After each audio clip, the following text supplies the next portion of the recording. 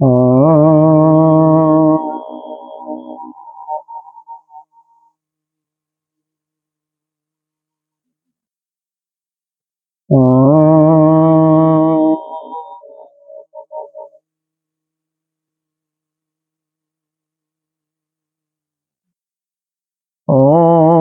मां मे मनसि प्रतिष्ठिता मनो मे वाचि प्रतिष्ठिता अविराविर्मयेधि वेदस्य म आदिस्तः श्रुतं मे मा प्रहासि अनेन आधीतेन अहोरात्राणि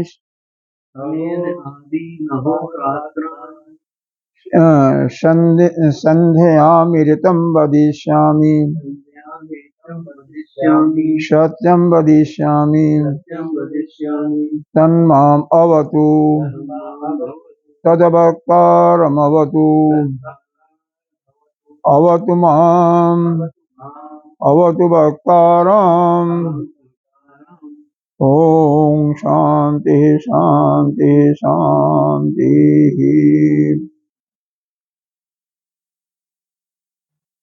यह ऋग्वेद के अत्रेय शाखा का उपनिषद।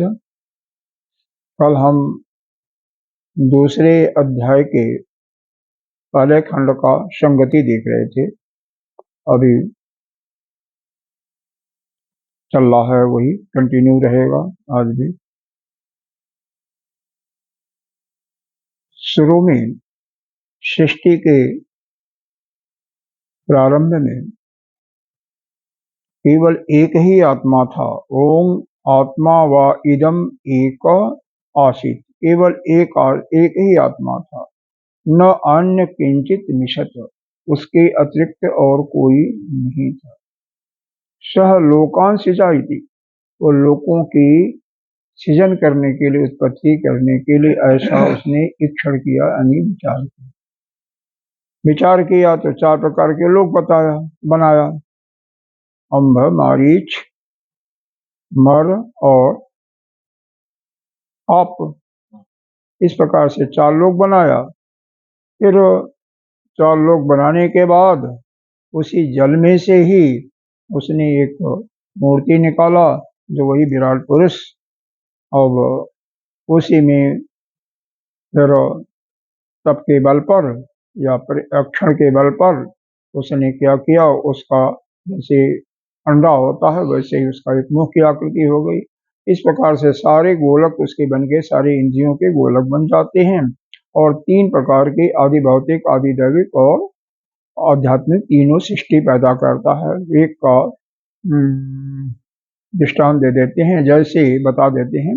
जैसे वाणी का ये आदि भौतिक, ये जो मुंह है, ये आदि भौतिक सृष्टि हुई। वाणी का देवता जो अग्नि है, ये आदि दैविक सृष्टि। और इसकी जो इंद्री है, वाक इंद्री, यह आध्यात्मिक सृष्टि है। इसी प्रकार से हर एक का बाद में। और साथ साथ इसके साथ साथ उसने 2 चीजें और बनाया। क्या? यह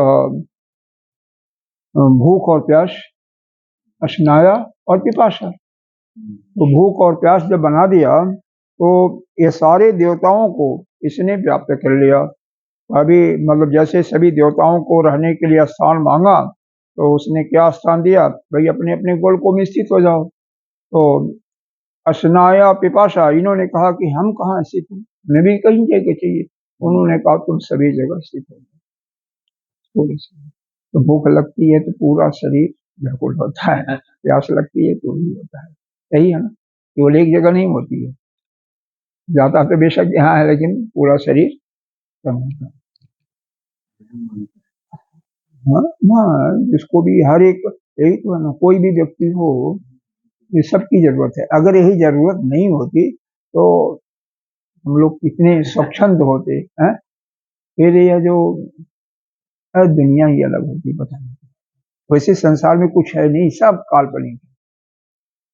जितना भी सृष्टि बताई जा रही है सब कुछ काल्पनिक है। इसका मतलब ईश्वर भी काल्पनिक ही हुआ ना। अगर दूसरे सुने एक ही है या एक ही है, एक के अलावा कुछ नहीं है। लेकिन क्योंकि हम लोग पढ़े हुए हैं तो हम लोग को अज्ञान से निकालने के लिए समझाना है, समझाने के लिए सारा एक आख्यायिका के माध्यम से सब कुछ समझाया जा रहा है, नहीं तो यह ज्ञान कैसे होगा, बड़ा मुश्किल है। तो इस प्रकार से अब कल हम लोग उसके बाद जब सब बन गए तो लोगों ने भूख लगी, सारे लोकपालों को, तो उन्होंने कहा कि भाई हमें भोजन चाहिए। तो भोजन के लिए उसने उसी जल में से एक मूर्ति घन निकाला, मतलब कई चीजों का घन था, तो उसी को अन्न कहा गया और वही अन्न का लोगों ने सेवन करने के लिए उनको दिया गया। और तब हिरण की उत्पत्ति हो गई। तो वही जब व्यष्टि, अभी तो समष्टि सृष्टि थी, व्यष्टि समष्टि सृष्टि होगी तो सब कुछ हम लोग पैदा ही करते हैं, वही चीजें जो हुआ था शुरू में वही हम करते हैं। तो खैर अभी तो हमें समझना है कि यह समष्टि सृष्टि के बारे में अभी यह चल रहा है। कल दूसरे अध्याय की संगति भाष्य में हमने बहुत कुछ विचार किया था। क्या विचार किया था? इसका प्रश्न था, पूर्व पक्षी का प्रश्न था और भाष्यकार जी उत्तर दे रहे थे। उत्तर उन्होंने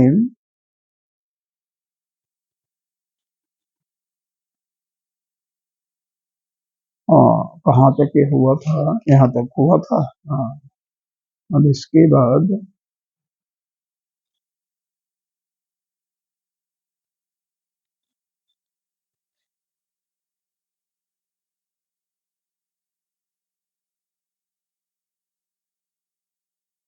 जो कि उसने कल यही चर्चा हुआ था ना, उसने एक प्रश्न पूछा था ना कि यह आत्मा जो है इस शरीर के अंदर मूर्धा के रास्ते प्रवेश किया, तो कैसे किया? शरीर में प्रविष्ट हुआ तो कैसे हुआ तुम्हारा? तो सिद्धांति ने बताया, यानी भाष्यकार जी ने बताया, यह तुम्हारा प्रश्न तो बहुत छोटा सा है, इसमें कई प्रश्न उठते हैं, कई प्रश्न होते हैं। एक तो इंद्रिय रहित वो आत्मा जो है उसके मन नहीं है तो संकल्प कैसे किया, इच्छा किया कैसे किया? हा? एक तो यही प्रश्न है, क्योंकि आत्मा के बारे में यही बताया गया है, उसके न तो कोई अवय है, न अवय का मतलब न तो शरीर हुआ, न करण का मतलब इंद्रिय नहीं हुआ, और फिर उसका जो है आकार भी नहीं है। तो जब कुछ भी नहीं है, आकार भी नहीं है, तो कैसे प्रवेश करता है? और दूसरी बात है पहले से व्याप्त है, तो फिर कैसे वहां पर दोबारा प्रवेश करने की इच्छा हुई? और साथ ही तुम कहते हो कि मुख बन गया, तो क्या ऐसे कोई मुख बनता है? इस पर क्यों नहीं विचार किया तुमने? ना तो यह सब इस पर प्रश्न पूछना चाहिए ना, तो यह प्रश्न क्यों नहीं पूछा? क्या लोकपाल इत्यादि देवता जो रचना हुई उसके बारे में क्यों नहीं पूछा? क्या वह पहले नहीं थे? ये देवता जो जितने बताए गए थे, क्या वह पहले विद्यमान नहीं थे? अब पहले नहीं विद्यमान थे तो बनने के बाद तो कहीं खड़ा हुए, तो फिर उनको रहने की जगह क्या जरूरत पड़ी? बन गए, मान लो किसी की उत्पत्ति हो गई तो कहीं तो है ना, फिर उसको रहने की जरूरत क्या है? क्योंकि उनको तो ऐसा नहीं है कि जैसे हमारा मकान इत्यादि है तो ऐसा चाहिए, ऐसा तो कुछ चाहिए नहीं, रहना तो शरीर में ही है, तो फिर क्यों? तो इस प्रकार से कई, और क्षुधा पिपासा यानी अशनाया और पिपासा से उनको संयोजित करना, ये सब सारी गौ घोड़ा इत्यादि जो दिखाया गया, तो यह जब कुछ था नहीं तो कैसे दिखाया गया? उसका प्रतिमा दिखाया गया, कैसे मालूम हुआ उनको कि गाय है या घोड़ा है ना? उस समय तो कुछ बना नहीं था, तो कैसे मालूम हो गया या गाय है या कहा गया? तो उसके बारे में भी आपको प्रश्न पूछना चाहिए था। खैर इन सब का असंभव मान करके केवल एक कर लिया कि यह सिर्फ ये आख्यायिका के रूप में जितने भी प्रश्नों का उत्तर ही समझो कि यह केवल समझाने के लिए दिया गया, और यह केवल आख्यायिका, इसको समझो एक कहानी समझो, ये सारी जो भी बताया जा रहा है सिर्फ यह कल्पित एक कहानी है। और न तो जगत की सृष्टि हुई, न तो लोकपाल की रचना है, और न तो कुछ है, सब एक कल्पित रूप में। अब इसके बाद आगे से कुछ यहाँ से शुरू करते हैं। एवं तरही नित्यम एव, उसके बाद क्या हुआ था, वह प्रश्न पूछा था ना कि तीन आत्मा का पूछा था, कल याद होगा कि तीन आत्मा है तो यह कैसे है। एक तो वह आत्मा जो सृष्टि के आरंभ में था, आत्मा व एकम इदम आसित, एक ही आत्मा था, तो एक आत्मा तो वो हो गया, ठीक है। दूसरा आत्मा यह जो आपने शरीर के अंदर प्रविष्ट हुआ, यह हो गया, उसको जी मानो आत्मा मानो, इसके अंदर प्रविष्ट हो गया। तीसरा जो ईश्वर है, जिसने ईक्षण किया, जिसने लोकपालों की सृजन किया, हाँ, भूख प्यास के लिए, शांत करने के लिए अन्न की उत्पत्ति की, तो इस प्रकार से यह तीन आत्मा हुआ ना।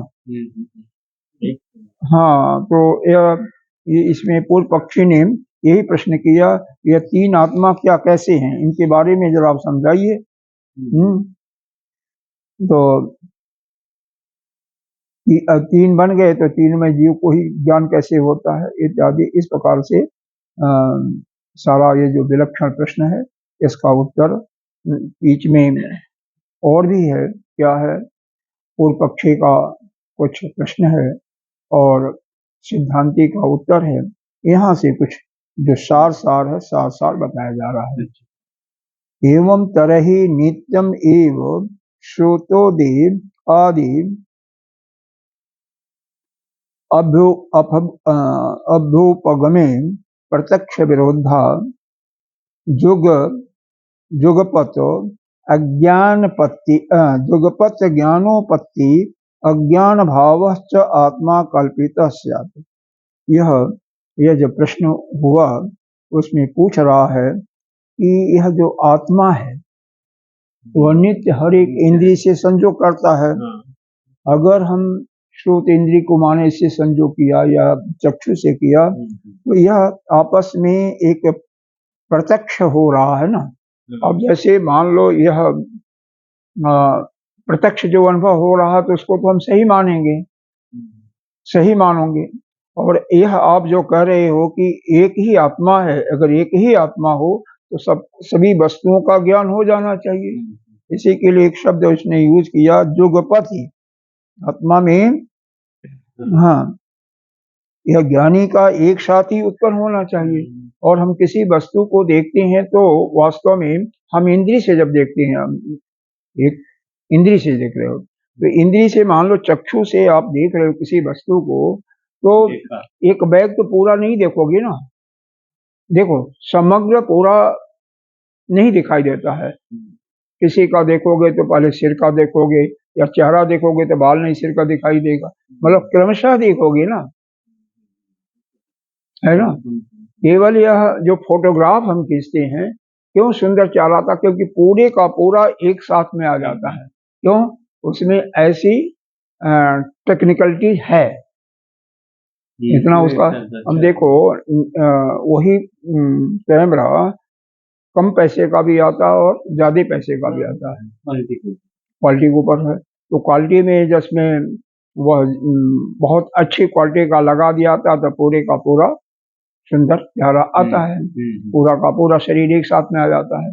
लेकिन यह जो हमारे जीव के ये जो करण हैं, चाहे श्रोत हैं चाहे इंद्रिय हैं, हर एक विषयों का जब यह देखते हैं तो ज्ञान जो है क्रम से होता है। ऐसा नहीं है कि एक ही साथ पूरे का समग्र ज्ञान नहीं हो जाता है। तो यहाँ पर सिद्धांति ने यही पूछा कि आत्मा का, अगर यह मानते हैं कि यह नित्य है, आत्मा नित्य है, और इन इंद्रियों के संयोग करने के साथ प्रत्यक्ष ज्ञान पर मालूम हो रहा है, तो अनेक ज्ञानों का एक साथ उत्पन्न नहीं हो रहा ना, तो एक साथ उत्पन्न होना चाहिए। आत्मा में अज्ञान का अभाव, ये दो बातें माननी पड़ेंगी, किंतु यह किसी को अभीष्ट नहीं है। भाई देखो इसमें क्या बताया इसने, दो बातें क्यों माननी पड़ेगी। अगर मान लो हम क्रमशः न देखें, हमारे अंदर ऐसी कोई शक्ति हो जैसे वो टेक्निकल ऐसा टेक्निकलिटी पिक्चर वाला बताया गया फोटोग्राफी का, तब तो फिर एक साथ सुंदर फोटो आएगा। और यहाँ पर तो हर एक का अलग अलग आएगा ना, अलग अलग आएगा ना। अब पैर के इसका फोटो उसको देखोगे तो पैर के ही देखोगे ना, इसको तो नहीं देख पाओगे ना। तो अलग अलग वस्तु का ज्ञान हो रहा है, पूरा नहीं होगा। तो वह तो यही कह रहा ना कि पूरा का पूरा ज्ञान जो एक साथ होना चाहिए, क्योंकि आत्मा नित्य है आप कह रहे हो। और यहाँ पर आपको थोड़ा थोड़ा दिखाई दे रहा है, जो प्रत्यक्ष है कि पूरा नहीं दिखाई दे रहा, थोड़ा थोड़ा दिखाई दे रहा है। हाँ, तो इसमें आपस में विरोध हो रहा है। प्रत्यक्ष और जो आत्मा को नित्य कहने पर यह विरोध हो रहा है। तो और क्या कहता, जुगपथ प्रत्यक्ष विरुद्ध हो रहा है, क्योंकि अनेकों ज्ञान का एक साथ उत्पन्न होना। और यहाँ पर जुगपथ और अज्ञान अभावस्य, अज्ञान का भी अभाव है। अज्ञान तो है ना, अज्ञान का अभाव है ना, क्योंकि वो आत्मा में क्या कहा गया कि उसमें अज्ञान नहीं है, वो ज्ञानी है। तो एक तो यह सिद्ध करना है, अब इसी को सिद्धांति यानी भाष्यकार सिद्ध करेंगे कि आत्मा में अज्ञान नहीं है, इसको ये सिद्ध करेंगे। और यह सिद्ध करके मतलब नीचे बताएंगे। और दूसरे यह जो बताया कि अनेकों ज्ञान एक साथ उत्पन्न करना, यह जो जुगपत्ति ज्ञान, जुगपति ज्ञान, सभी ज्ञान एक साथ उत्पन्न होना, इनको अभी सिद्ध किया जाएगा। हाँ, अभी यही आज सिद्ध किया जाएगा। और क्योंकि पहले सिद्ध करने के पहले जो प्रश्न है वो तो अच्छी तरह से मान लिया जाए, समझ जाए ना। जब प्रश्न ही नहीं मालूम होगा तो समझ में क्या, उत्तर क्या समझ में आएगा। क्योंकि थोड़ा सा गुरु है तो है ही है, आसान नहीं है। हाँ, अभी तक यह जो पहले अध्याय में जो बाद में पढ़ा था बहुत आसान था, जो लोकपालों का सृजन और लोकों का सृजन और अन्न की उत्पत्ति इत्यादि तो बहुत सिंपल था।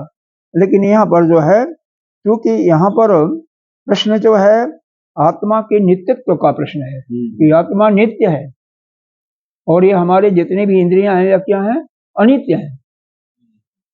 प्रश्न यही से हो रहा है ना। हालांकि सीधे नहीं बताया गया इसमें, लेकिन वैसे यह अनित्य है। क्योंकि आंख मान लीजिए कभी इसमें मोतियाबिंद हो गया तो आंख की ज्योति चली गई, कुछ नहीं दिखाई देगा आपको, नहीं दिखाई देगा ना। लेकिन जब आपने दवा कराया तो दिखाई भी दिया। तो इसका मतलब हुआ कि एक समय आपकी दृष्टि चली जाती है और एक बार चली आती है, तो इसका मतलब यह नित्य तो नहीं हुआ, यह तो अनित्य हुआ। नित्य का मतलब यह होता है कि जो हमेशा देश काल वस्तु से परिच्छिन्न न हो, कहीं भी जाओ कहीं भी सब कुछ एक जैसे मालूम हो। लेकिन ऐसा तो नहीं है। और जो आत्मा आप कहते हो कि नित्य है, तो उसमें हाँ, तो इन दोनों में तो भेद दिखाई दे रहा है ना, भेद दिखाई दे रहा है। तो उसमें आत्मा का ज्ञान तो एक साथ होना चाहिए, लेकिन ऐसा नहीं होगा, हो रहा है, ये विरुद्ध दिखाई दे रहा है। तो यही प्रश्न, यही इसने बताया है।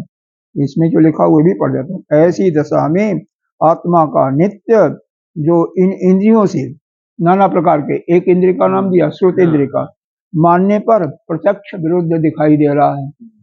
और अनेक ज्ञान का जो उत्पत्ति हो रही है, एक साथ उत्पन्न होना, यह जुगपत हो गया। और आत्मा में अज्ञान का भाव, ये तीसरा यह मानना पड़ेगा।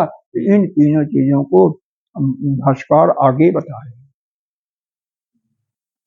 नो उभय दोषो उपपत्ति, इन दोनों दोषों की सिद्धि नहीं हो सकती।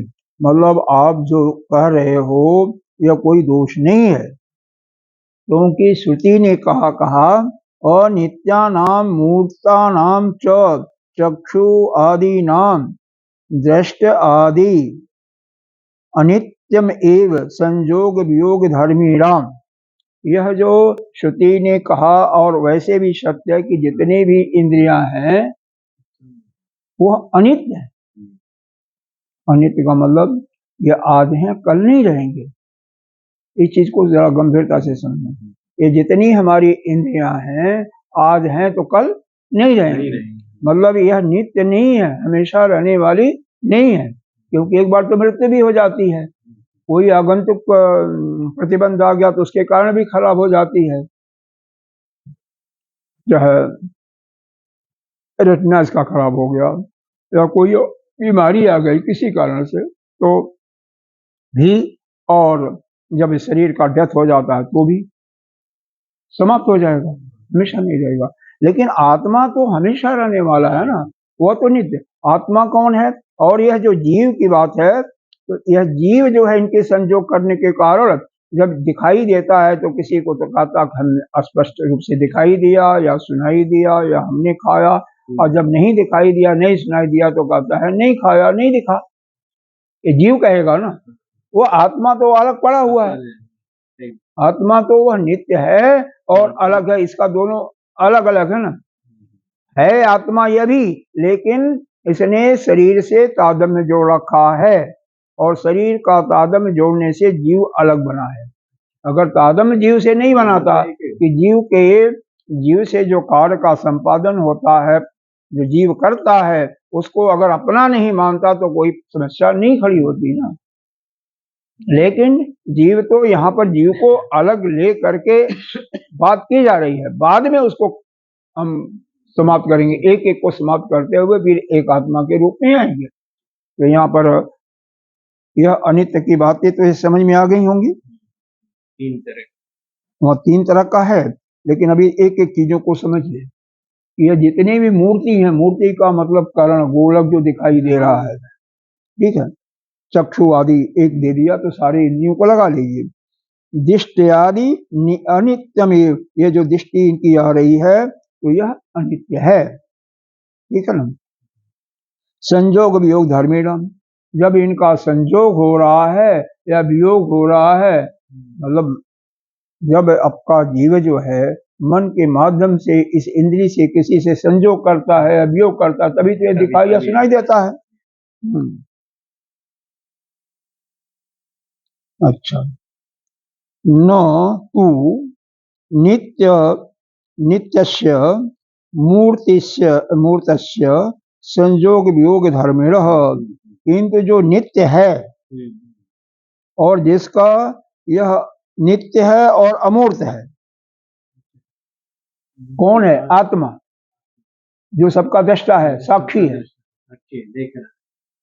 हाँ, साक्षी का हाँ, कुछ करता नहीं है, केवल देखता रहता है, कुछ करता नहीं है। ऐसे समझो कि एक वृक्ष पर दो पक्षी हैं, ठीक है। एक पक्षी तो उसके वृक्ष पर जो लगे हुए फल हैं उनको खाता भी है, चाहे वो खट्टा हो मीठा हो।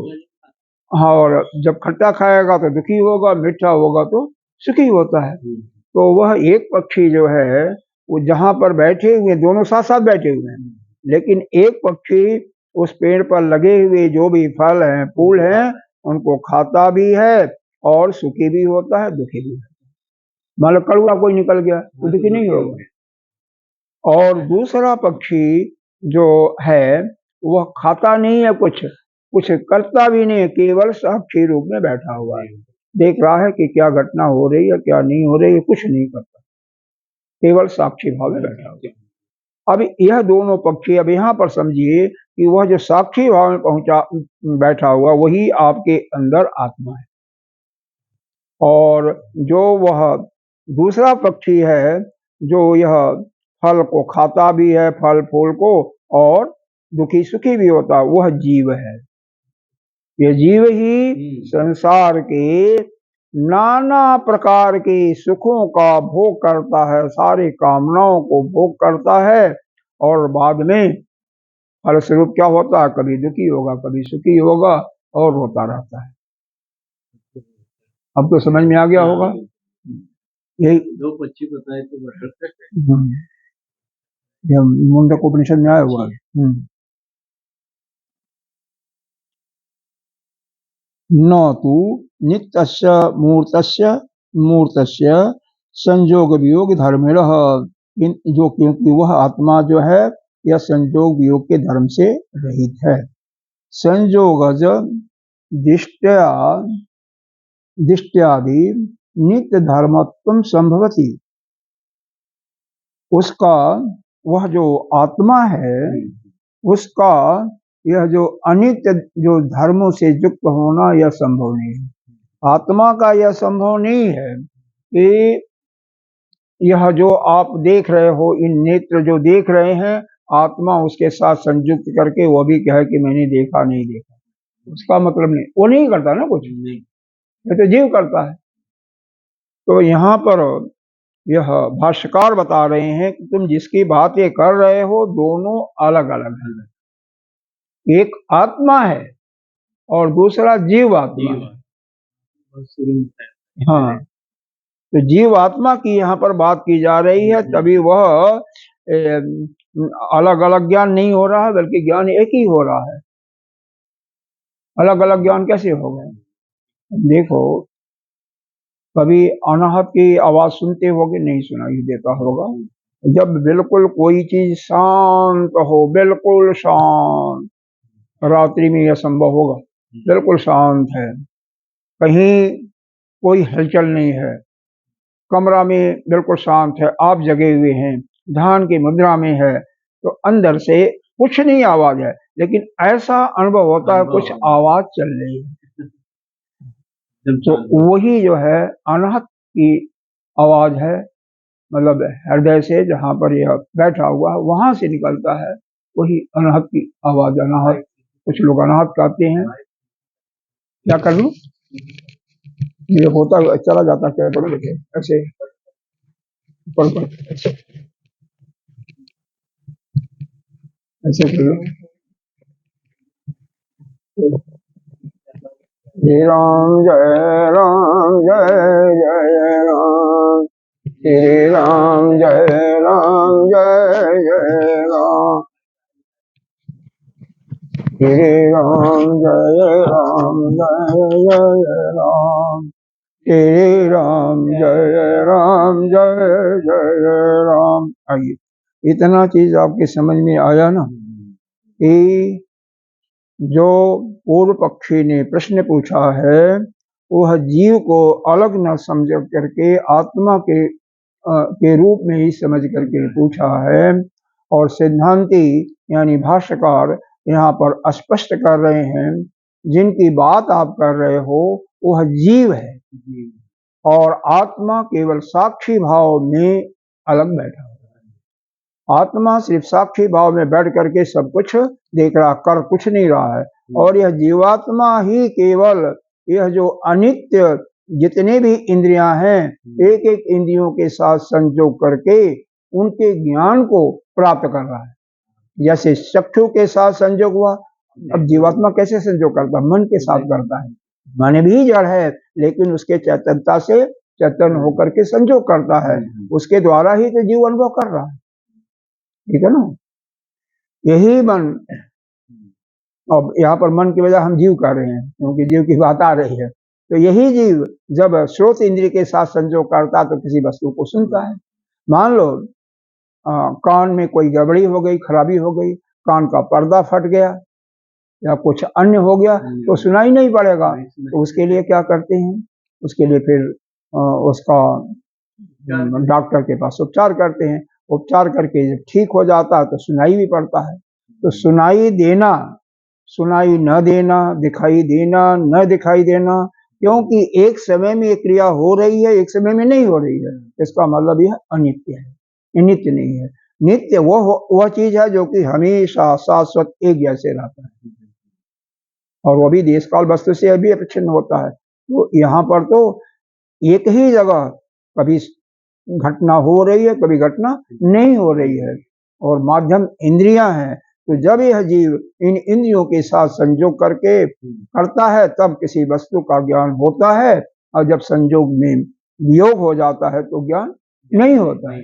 लेकिन वह जो आत्मा है वह साक्षी भाव में है, उसका किसी भी इंद्रिय के साथ संयोग करना असंभव है, न तो संयोग होता है न वियोग होता है, और वह नित्य अपना अलग पड़ा हुआ है। इसीलिए जो यह आप युगपत कर रहे हो कि एक ही साथ ज्ञान क्यों नहीं होता, यह संभव नहीं है। आगे देखिए, यह एक श्रुति का दृष्टांत दिया जाता है बृहदारण्यक उपनिषद का 4 अध्याय का। न ही दृष्टु दिष्टे विपरिलोपो विद्यते, दिष्टा की दृष्टि का लोप नहीं होता है। मतलब यह जो आत्मा है उसके दृष्टि का कभी लोप नहीं होता है। लोप किसका हो रहा है? यह जो गोलक है इनका लोप हो रहा है। ठीक है, यहाँ पर 2 दृष्टि सिद्ध होती है, एक नेत्र की अनित्य दृष्टि और दूसरा आत्मा की नित्य दृष्टि। इसका मतलब यह हुआ कि 2 दृष्टि हो गई, एक आत्मा की दृष्टि जिसे वह साक्षी भाव से सब कुछ देख रहा है, वह नित्य है, और दूसरा जीव की दृष्टि जो कि अनित्य है। वो नित्य है, यह अनित्य है, क्योंकि यह संयोग करके देख रहा है किसके साथ? जो भी गोलक है। तथा च द्वै श्रुतौ श्रोतस्य अनित्या च आत्मस्वरूपस्य, तो श्रोता की अनित्य श्रुति और नित्य श्रुति, आत्मा की नित्य श्रुति, यह 2 अलग अलग हो गए। तथा द्वयमति विज्ञाति महाबाहे एवं ही एव, का इसी प्रकार कोई बाहर की वस्तु है और अंदर की वस्तु है, अबाह्य मतलब अंदर का, यह 2 गति हो गई और 2 ज्ञान भी हो गए। जैसे बाहर की वस्तु को देखे और अपने अंदर किसको देखोगे? अपने अंदर अपने आत्मा को देखोगे ना। अपने अंदर जब वो जाने की कला सीखना पड़ेगा, सीखना भी ज्यादा है, अपना अभ्यास तगड़ा होता है, अभ्यास। क्योंकि सीखना तो यही है कि बाहर की वस्तुओं को देखना बंद करो और बस एक ब्रह्म महावाक्य को नित्य निरंतर लगातार उसी का चिंतन करते जाओ। आधा घंटा 1 घंटा में कुछ नहीं होता है, जब कई घंटे व्यक्ति लगातार बनता है, ब्रह्माकार वृत्ति बनती है, तभी वह ज्ञान होता है। लेकिन अब यहाँ पर हताश होने की कोई जरूरत नहीं है, घबराने की जरूरत नहीं है। एक संत बहुत अच्छी तरह से इसको स्पष्ट करते हैं, कहते हैं जो युवक है पहले आ गया, ठीक है, तो वह तो यही सी जन्म में ज्ञान प्राप्त कर लेगा, क्योंकि वह कड़ा से कड़ा अभ्यास कर लेगा। लेकिन जिनकी इंद्रियां शिथिल हो चुकी हैं, मतलब वृद्ध हो गया, तो उसके लिए क्या इसमें है, क्या फल मिलेगा? कहते हैं कि भाई ठीक है, ज्ञान नहीं हो पाया, लेकिन कम से कम अगले जन्म के लिए वह बीज तो डाल दिया अध्यात्म का। और जब अगला जन्म होगा, यह भी निश्चित हो जाता है कि मनुष्य का ही जन्म होगा और अच्छे घरों में होगा, और फिर वह उस बीज के फलस्वरूप, ये जो सत्संग का जो बीज है, कम से कम उसका शरीर, यह अंतःकरण पवित्र होता जा रहा है, और उस बीज के स्वरूप जब पैदा होगा तो वह बचपन से ही वह अपना अध्यात्म मार्ग पर चल करके मुक्त हो जाएगा। तो यहाँ पर यह है, वेद के मंत्रों का सुनना, उच्चारण करना या सत्संग का सुनना, यह व्यर्थ नहीं जाता है। जिसको समझ में आ जाता है और समझ करके ज्ञान प्राप्त करके मुक्त हो गया, तो उसकी तो कोई बात ही नहीं है। अगर किसी भी कारण से अपनी मेधा शक्ति कमजोर है, ये भी हो सकता है ना, किसी की यह जो शक्ति है, बुद्धि है चिंतन की, वो कमजोर है, किसी का इंद्रियां शिथिल हो गई, यानी वृद्धावस्था में आ गया है, जैसे हम लोगों की भूलता भी ज्यादा है ना, केवल उसके कारण, तो और ज्यादा देर तक उसका परिश्रम अभ्यास भी नहीं कर सकता है, तो उसका अगले जन्म का नींव जो है पक्का हो जा रहा है, अगले जन्म में मुक्त हो जाएगा।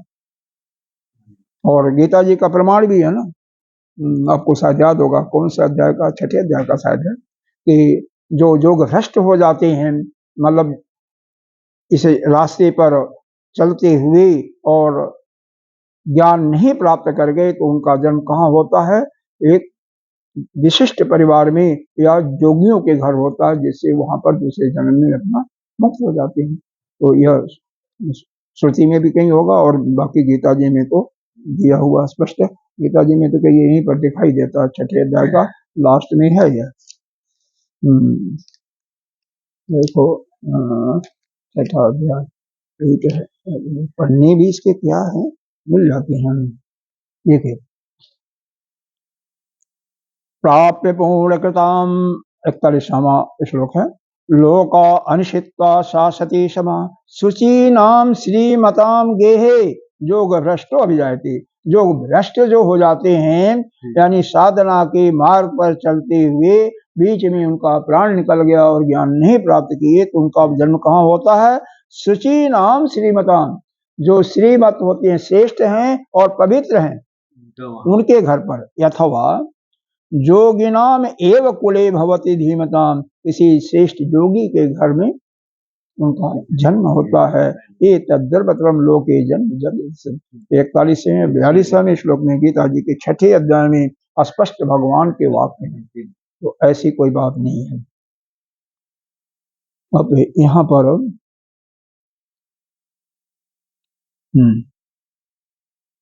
आगे बताया गया, लोके अपि प्रसिद्धम चक्षुषः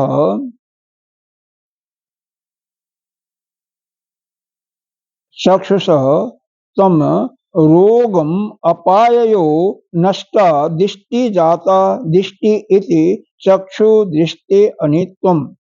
वही यहाँ पर नेत्र में कोई रोग आ जाता है, जैसे मोतियाबिंद हुआ या और कोई खराबी हुआ, तो रोग का जब उपचार किया गया तो रोग ठीक हो गया। वो यही पर बता रहे हैं कि दृष्टि एक बार चली जाती है फिर दृष्टि आ जाती है, तो इसका मतलब यह अनित्य हुआ, अनित्य को शो कर रहे हैं।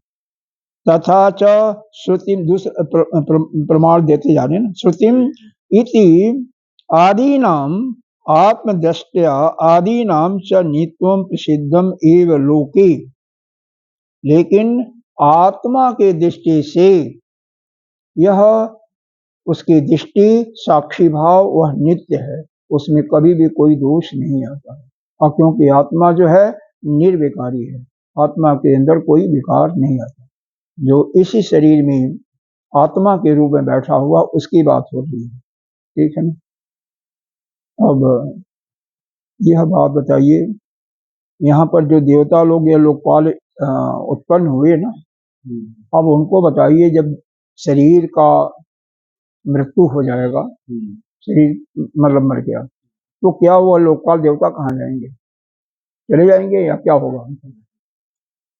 मरने के बाद भी देखो, बात यह है कि मरने के बाद भी इसी शरीर में लाखों करोड़ों जीव और उत्पन्न होते चल जाते हैं। लाखों हैं तो और भी कई लाख आ जाएंगे, उत्पन्न नहीं होती। जब शरीर सड़ने लगता है ना तो जीव उत्पन्न होने चले जाते हैं, कीड़े आते ही नहीं आते। आपने नहीं देखा होगा, आपने नहीं देखा होगा, हम लोगों ने देखा है, क्योंकि मतलब एज बढ़ने के साथ वो अनुभव हुआ है। अब विशेष करके वहां पर देखा है कि जहां पर कोई बाहर से आदमी आने वाला है, अमेरिका से या वहां से, दिल्ली मैंने देखा था, बाहर से आ रहा है, अब उसको लेट हो जाता है, फ्लाइट यूएसए का वीजा भी बड़े मुश्किल से मिलता है आने का, वहां से गड़बड़ी होती है। तो यहाँ पर उद्यम किया जाता है, उपाय किया जाता है, लेकिन फिर भी वो नहीं ठीक होगा। एक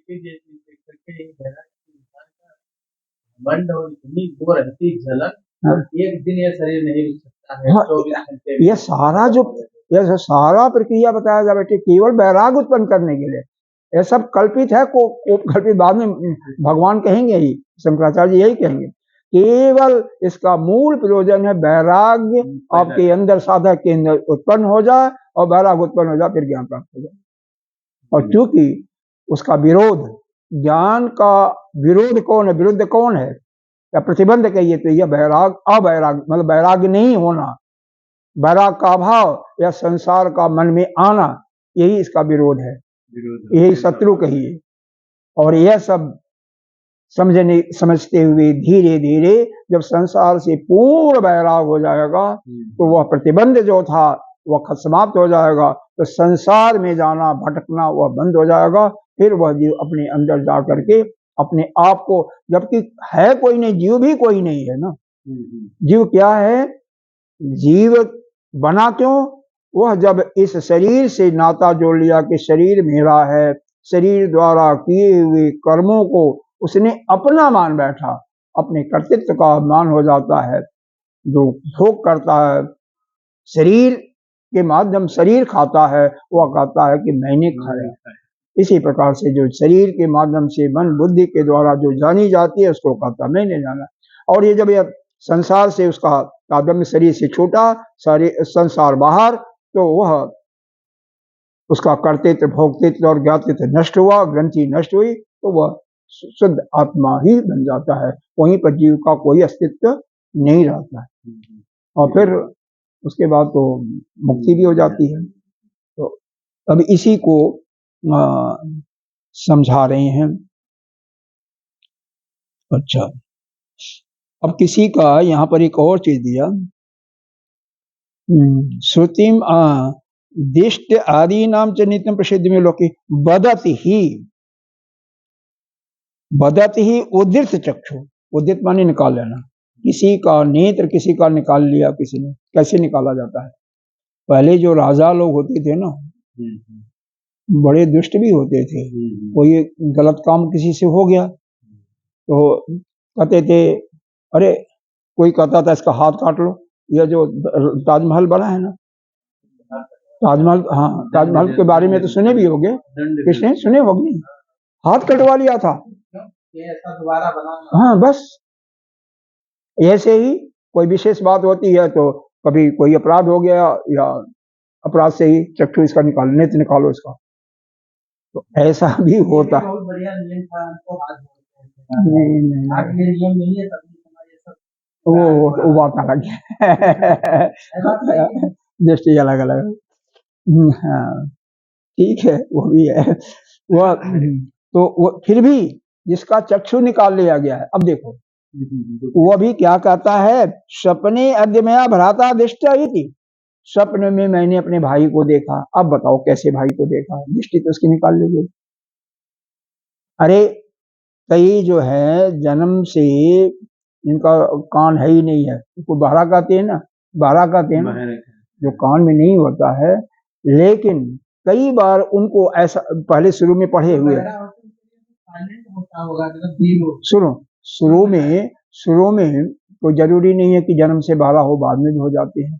शुरू में उन्होंने वेद का पाठ किया हुआ है, वेद का सत्संग या उपनिषदों का सत्संग सुना हुआ है, तो वह क्या कहते हैं, अरे हमने तो फला उपनिषद का अमुक श्रुति का ज्ञान आज हमें हो गया, यह चला गया है। फिर भी हाँ कान की ज्योति चली गई है उस समय, लेकिन फिर भी वह पीछे का जो है वही आकर के प्रकट होता है। ये कहाँ से हो रहा है, कहाँ से हो रहा है? अब इसी के विषय में बात चल रही है। तथा अवगत बाधेरियम स्वप्ने श्रुतौ मंत्रो इत्यादि, मैंने स्वप्न में कोई कहता मंत्र सुना, वही जो ने एग्जाम्पल दिया आपको, दृष्टांत दिया। यदि चक्षु संजोग जीव आत्मनो नित्य दिष्टे अंतासरे नश्येत, यदि आत्मा की नित्य दृष्टि, जो आत्मा है, कर रहे हैं कि अगर जीव और आत्मा को तो मिला रहे हो ना, लेकिन आत्मा अलग है, जीव अलग है, क्योंकि अगर आत्मा की वह दृष्टि निकाल दी जाती, लेकिन आत्मा की दृष्टि नहीं निकाली जा सकती, वो तो जीव की दृष्टि या शरीर की दृष्टि निकाली गई है ना, शरीर का गोलक निकाला गया है ना, अंदर जो है स्रोत इंद्री जो है, अरे चक्षु का क्या कहेंगे, नेत्र इंद्री जो है, चक्षु इंद्री जो है, वो तो नहीं निकाल पाओगे ना, वो किसी के बस का नहीं है, उसका तो ऑपरेशन भी नहीं हो सकता है, बाहर का गोलक निकाला जा सकता है। इसलिए वह तो नित्य है, वो तो हमेशा रहेगा। तो यहाँ पर क्या बताया, नित्या दृष्टि नाशे भवत, तो उसका नाश, इसका नाश होने पर वह नष्ट नहीं होगा, नहीं तो वह अनित्य होता तो वह भी नष्ट हो जाता, तो ऐसा नहीं है। तथा उद्धित चक्षु, इस कारण से जिसके नेत्र निकाल लिए गए हैं, स्वप्ने नील पादाति न पश्यते, वह पुरुष स्वप्न में नीला पीला नहीं देखेगा, और न दृष्टु दृष्टि, तब दृष्टा का दृष्टि का लोप नहीं होता। यह बृहदारण्यक उपनिषद में भी दिया हुआ है कि स्वप्न में तो सब कुछ उसको दिखाई दे सकता है, लेकिन वास्तव में उसको दिखाई नहीं देगा। तो इसीलिए यहाँ पर बताया गया, दिष्टा की दृष्टि का कभी नाश नहीं होता है, बृहदारण्यक उपनिषद में। इति आदि च श्रुति अनुपपन्ना स्यात्, इसलिए जो स्रोत है और नेत्र है, इसके द्वारा पुरुष स्वप्न में सब कुछ देख सकता है, सुन सकता है, सब कुछ कर सकता है। इत्यादि नित्य आत्मनो दृष्टि बाह्य अनित्य दृष्टि ग्राहिका, आत्मा की जो नित्य दृष्टि है वह दृष्टि कभी समाप्त नहीं होती है, बाह्य अनित्य दृष्टि को ग्रहण करने वाली है। बाह्य अनित्य दृष्टि ग्राहिका, वह आत्मा बाह्य जगत की जो अनित्य दृष्टि है, मतलब जो देख रहे हो, इसके द्वारा जो ग्राह्य करते हैं उनके बारे में बता रहे हैं। बाह्य दृष्टि च उपजन अपायादि नित्य धर्म तत्वाद ग्राहिकाया आत्मदृष्टि तत् बदव अभाव सत्यम नित्यादि भ्रांति निमित्तम लोकस्यात् युक्तम। तो यह बाह्य दृष्टि जो है उसका उत्पत्ति भी होता है, विनाश होता है, लेकिन आत्मा की दृष्टि नित्य रहती है। हाँ, तो बाह्य दृष्टि क्या हुई, वह अनित्य हुआ, और आत्मा की दृष्टि नित्य। पहले भी बताया था, इसको दोबारा बता रहे हैं। अतः जो हम संसार में किसी वस्तु को ग्रहण करते हैं वह आत्मा के द्वारा ग्रहण किया। तो यहाँ पर यह कह रहे हैं, यह जीव जो यहाँ से सब कुछ ग्रहण कर रहा है, बाह्य दृष्टि का या नहीं कर रहा है, यह सब भाषित सत्ता है, इसको भाषित मानो। असल में इनको सिद्ध क्या करना है कि यह वास्तव में जीव तो है ही नहीं है। धीरे धीरे एक एक करके सिद्ध करना है, केवल एक ही है आत्मा। अभी चूंकि ये दिखाई दे रहा है, आप भी दिखाई दे रहे हो, हम भी दिखाई दे रहे हैं, ये भी दिखाई दे रहे हैं, तो जीव तो है ना। अब इसको चाहे पूर्व पक्षी हो, चाहे आप हो, चाहे मैं हूं, हम यही कहेंगे ना, दिखाई तो दे रहा ना। तो इसीलिए इसके दृष्टि की बात हो रही है। इनकी मतलब दृष्टि खराब हो जाएगी तो चली जाएगी, तो कुछ नहीं दिखाई देगा, और आ जाएगी उपचार से तो दिखाई देगा। इसी प्रकार से कान का, सारी इंद्रियों का ऐसे होगा। लेकिन अंदर जो आत्मा बैठा हुआ तो अनित्य बैठा हुआ, अरे नित्य बैठा हुआ ना, उसको तो सब कुछ दिखाई देगा, इसलिए सपने में सब कुछ दिखाई दे रहा है। तो यहाँ पर इसीलिए बताया जा रहा है, यह जो चीजें हैं, यह जो जीव का जो बात है ना, यह शरीर है इत्यादि है, यह सब भाषी सत्य है। यह पूरे का पूरा जगत जीव क्या है, उसी पर अध्यारोप है। यह क्या, ईश्वर भी उसी पर अध्यारोप है। किस पर? जो परमात्मा है। अभी जो ब्रह्मा विष्णु महेश जितने भी अलग अलग हम पूजा इत्यादि करते हैं ना, वास्तव में इनकी सत्ता कुछ नहीं है, बाद में बताया जाएगा। सब उसी पर आश्रित अध्यारोपित है। बड़ी विलक्षण चीजें हैं। अभी यहाँ पर इसको नहीं बताया गया, तो मैं आगे की बात ये बोल दिया, एक लाइन, यह लाइन आज इसको अपने ध्यान में अनुभव भी किया ऐसी चीज को। हाँ, कुछ नहीं है सब। अब तो इसमें संसार के जितना भी जहां जहां हम लोग स्वाद लेते हैं उसी को निकालना है। बाहर जगत से स्वाद लेते हैं, सभी लेते हैं, तो उसी को निकालना है, उसी से बहरा होना है, क्योंकि सब भाषित सत्ता है ना। अगर मन में बैठ जाए कि यह हम है नहीं, वास्तव में सिर्फ एक ऐसा हमारी प्रतीति हो रही है केवल, तभी तो भाषित सत्ता कहोगे ना। केवल हम आप दिखाई दे रहे हो, वास्तव में आप नहीं हो, तो क्या हो, आप वही परब्रह्म। तो मतलब क्या है, एक ही ब्रह्म है ना, उसके अतिरिक्त तो कुछ है ही नहीं है ना। शुरू में दो दो श्रुतियों में इन्होंने बता दिया ना, कई श्रुतियों में जगह जगह बताया है। एकम ब्रह्म, क्या एक और भी है, एकम ब्रह्म ब्रह्म सत्यम जगत मिथ्या, यह भी है। केवल एक ही ब्रह्म है, जगत को भी मिथ्या बताया गया, जीव का भी आरोपण करके जीव की कोई नाम की सत्ता ही नहीं है। ये तो केवल प्रतिबिंब मात्र है। तो यहाँ पर जितना चीजें ये सुनाई जा रही हैं, जीव मरने के बाद कहाँ जाता है, क्या करता है, तो यह सब जब है ही नहीं है तो कहाँ हुआ? चक्कर नहीं है।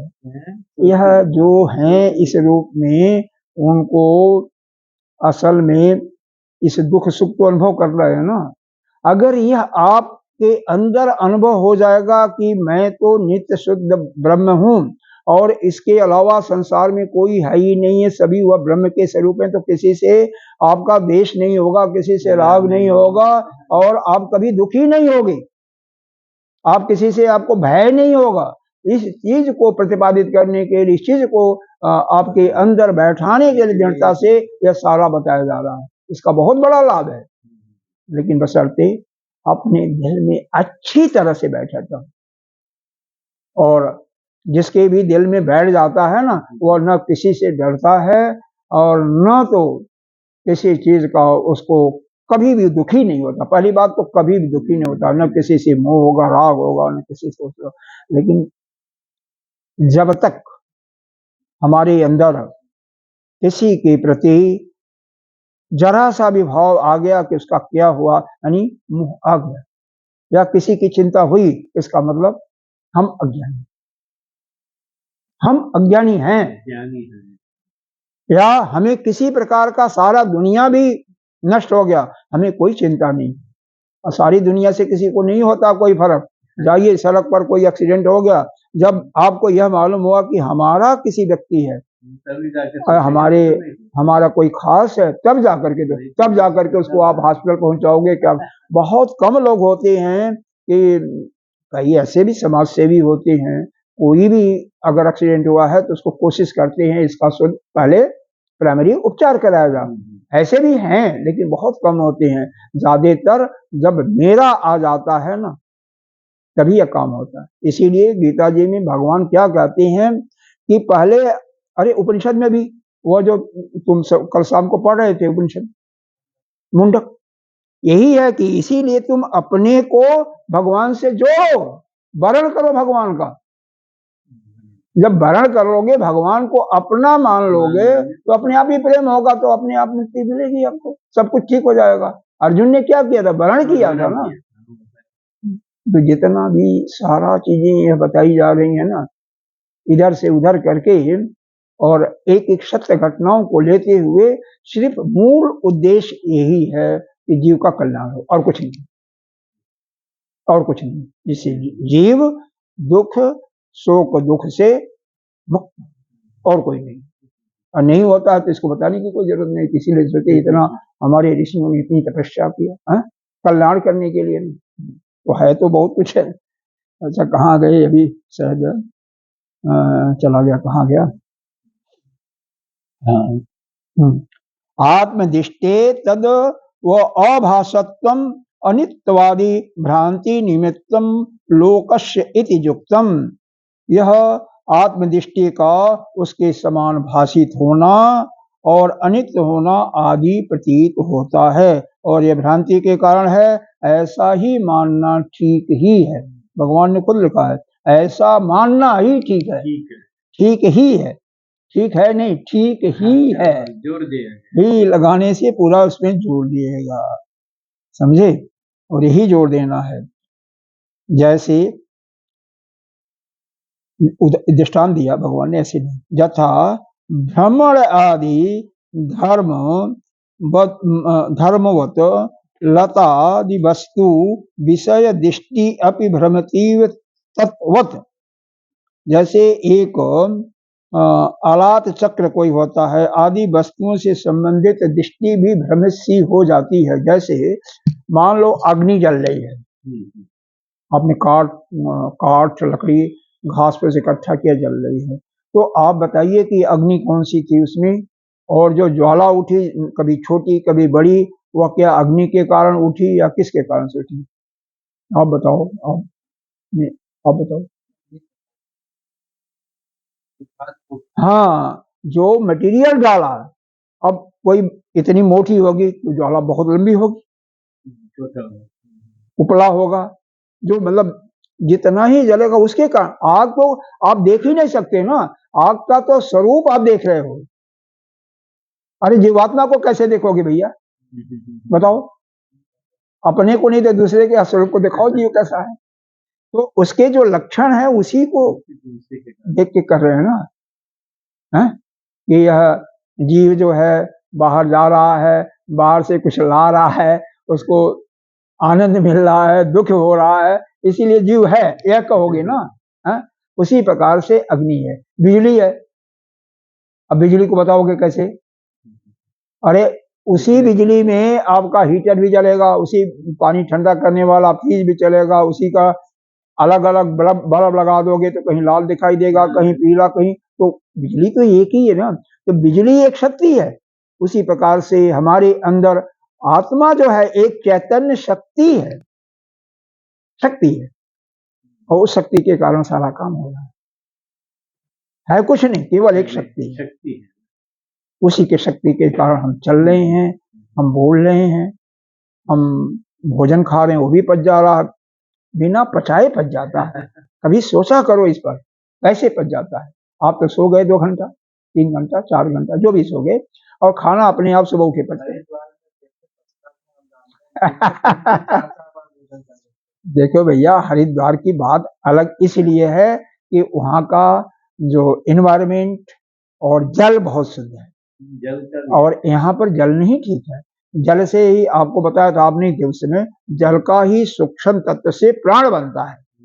हाँ, आपने बताया था, जल से तो जिसका प्राण ठीक रहेगा उसका पाचन शक्ति भी ठीक रहेगा, उसका मन भी ठीक रहेगा, सब कुछ ठीक रहेगा। हालांकि मन जो बनता है वह अन्न के सूक्ष्म तत्व से मन बनता है। हाँ, 3 चीज बताया था ना। हाँ, भोजन, हाँ, रस, हाँ, एक भाई बिहार डलवा दो हरिद्वार से।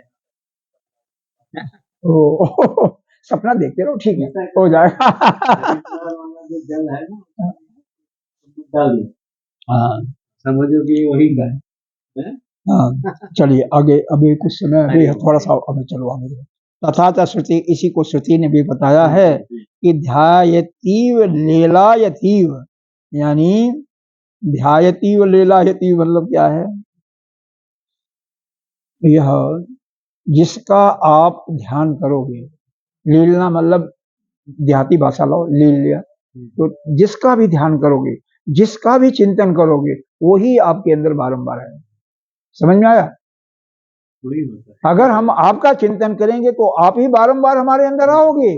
हाँ, अब ये देखो, कल आपके समधी जी आए थे, बताए थे, रात में अगर सपना आएगा तो उनका आया होगा, या ध्यान में बैठे होगे तो उन पर ध्यान किया होगा। बस बड़ा ही बहुत है। अब आप सत्संगी हो गए हो, बहुत ज्यादा नहीं जाएगा, लेकिन आता है ना। हाँ, इसीलिए यहाँ पर भाष्यकार ने कहा क्या, मतलब जगत गुरु शंकराचार्य जी ने, कि बाहर के वस्तुओं से अपने को बाह्य नित्य दृष्ट उपाधिवास उपाधि वसातु लोकस्य तार्किणानाम च गम संप्रदाय वर्जित्वाद अनित्या आत्मनो दृष्टि इति। अतः बाह्य जितने भी दृष्टि रूप जो उपाधि के कारण इस संसार को, और तार्किक जो पुरुष हैं उनको, क्योंकि तार्किक पुरुषों में क्या होता है, उनमें अध्यात्म का बिल्कुल अभाव होता है, वह इस चीज के बारे में कुछ भी नहीं जानते हैं, इसीलिए उनको जो शंका होती है, भ्रांति होती है, वह ठीक है।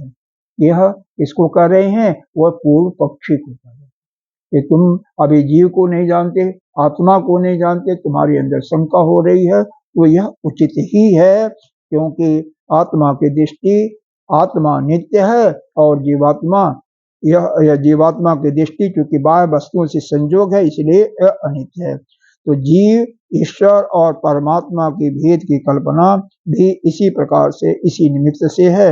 अब इसके बाद आगे का यह बताया जाएगा कि इन आत्मा, अभी जीव को तो अलग कर दिया, अब इसी प्रकार से आत्मा को भी अलग करके एकत्व की बोध कराया जाएगा। ओम पूर्णमिदः